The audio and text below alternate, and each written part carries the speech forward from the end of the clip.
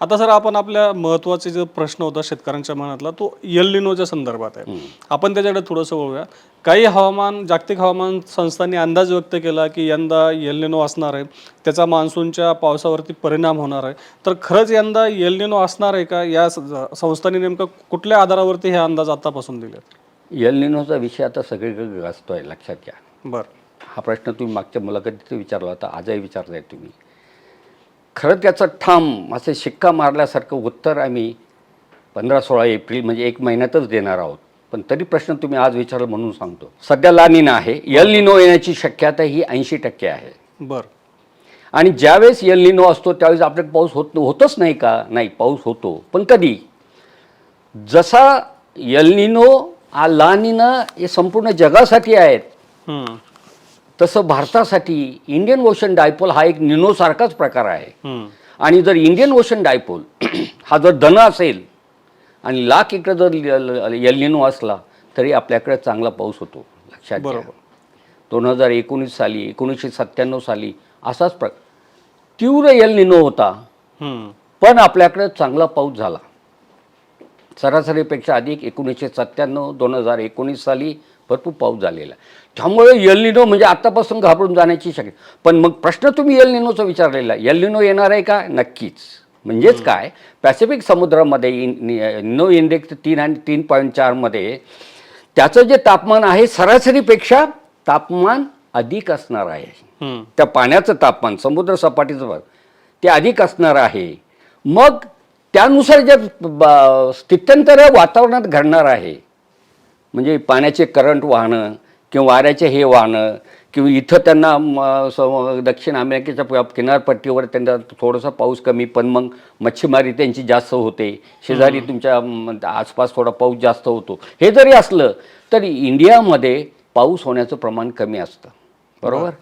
पण मग त्याच वेळेस इंडियन ओशन डायपोल हा जर धन असेल तर हा जरी एल निनो असला तरी आपल्याकडे म्हणजे मग इंडियन ओशन डायपोलची स्थिती काय आहे या प्रश्नातून ऑटोमॅटिक तो प्रश्न पुढे येतो. बरोबर. सध्या इंडियन ओशन डायपोल हा तटस्थ आहे. म्हणजे बंगालच्या उपसागरातलं पाणी फार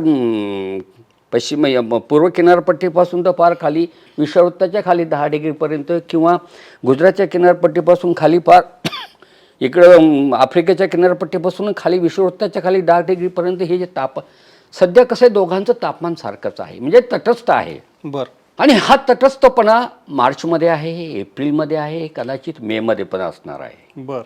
आता ज्यावेळेस इंडियन ओशन डायपोल तटस्थ असतो त्यावेळेस धोकाही नाही त्याच्यापासून आणि फायदाही नाही. त्या पद्धतीने तुमचा जर एल निनो असला तर पाऊस होण्यामध्ये इंडियन ओशन डायपोल आडकाठी घालत नाही, थोडे पाऊस होऊ शकतो, बरोबर आहे.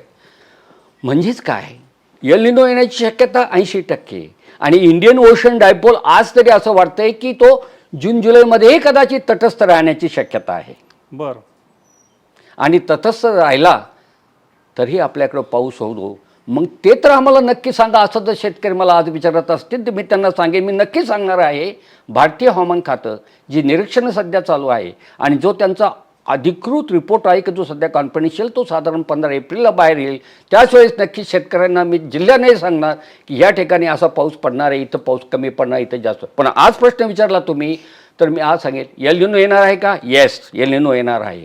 पण पावसाचं प्रमाण कमी असू शकतं का? जर ऋण इंडियन ओशन डायपोल झाला तर नक्कीच पावसाचं प्रमाण कमी असू शकतं, जर तर आहे.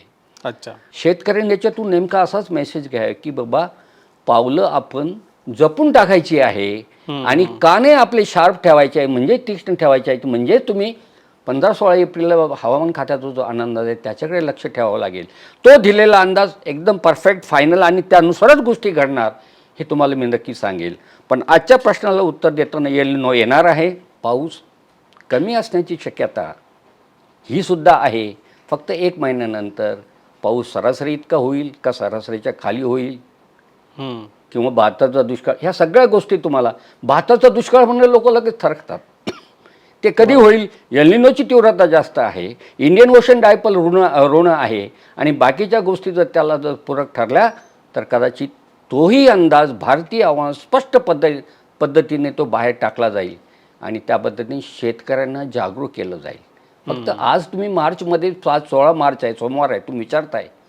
पण एक जाता जाता एक प्रांजल मला असं वाटतं की प्रशासनाने थोडंसं या निमित्ताने थोडंसं जागरूक एवढंच व्हावं की तुमच्याकडे जो पाण्याचा साठा आहे, आमच्या मराठीमध्ये आणि गावाकडे शेतकऱ्यांनी उधामाधा करू नये. म्हणजे आहे पाणी द्या सोडून, मागते लोक द्या सोडून असं नाही आहे.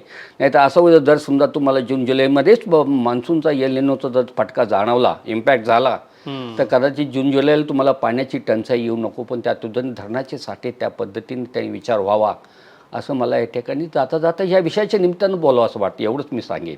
आणि शेतकऱ्यांना पण मी एवढं सांगेन, उन्हाळी पिकं करताना अजून जरा जपून पावलं टाका. जी लोक उन्हाळ्यामध्ये पिकं करतात की आता 2 वर्ष इतकं पाऊस झालेला, मागच्या वर्षी 2 वर्ष पाणी आहे, पाणी भरपूर आहे आपल्याकडे. आपण असं नाही आहे, पाणी जरी नसलं तरी अधूनमधून उन्हाळ्यामध्ये एप्रिलमधला 1-2 पावसाची गरज असतेच उन्हाळा पिकांना सुद्धा. त्यामुळे आज तुम्ही म्हणाल आज एल निनो का, आज तर एल निनोही नाही आहे, एन्सो पण नाही, उलट लानी नाही आहे सध्या. बरोबर, समजलं का. त्यामुळं ह्या परिस्थिती आहेत. आणि 18 ते 20 म्हणजे आजपासून ते 20-22 मी पाऊस सांगतोय तुम्हाला. अजून एक प्रणाली त्याला सपोर्ट करायने नक्कीच गारपीट झाली असती, ती म्हणजे मॅडन ज्युलियन ऑसिलेशन्स. तो आपल्या भारत महासागरीय परिक्षेत्रात नाही आहे. तो जर असता तर नक्कीच पावसाची तीव्रता वाढली असती. आणि कारण तो फेज नंबर 7मध्ये, तो 8मध्ये येणार, तो 1मध्ये कधी येणार, म्हणजे तोपर्यंत हा कालावधी निघून जाणार. अच्छा. अदरवाईज नक्कीच तुम्हाला सांगतो गारपिटीची शक्यता झाली असती. आणि पडणारा अवकाळी पाऊस नक्कीच रब्बी पिकांच्या काढणीच्या दरम्यान त्याने धोका दिला असता. पण तशी परिस्थिती नाही आहे. ह्या प्रत्यक्षात असलेल्या वातावरणीय प्रणाल्याच्या आधारावर आलेला हा निष्कर्ष आहे. एवढंच मी तुम्हाला या ठिकाणी तुमच्या प्रश्नाच्या निमित्तानं स्पष्ट करेन.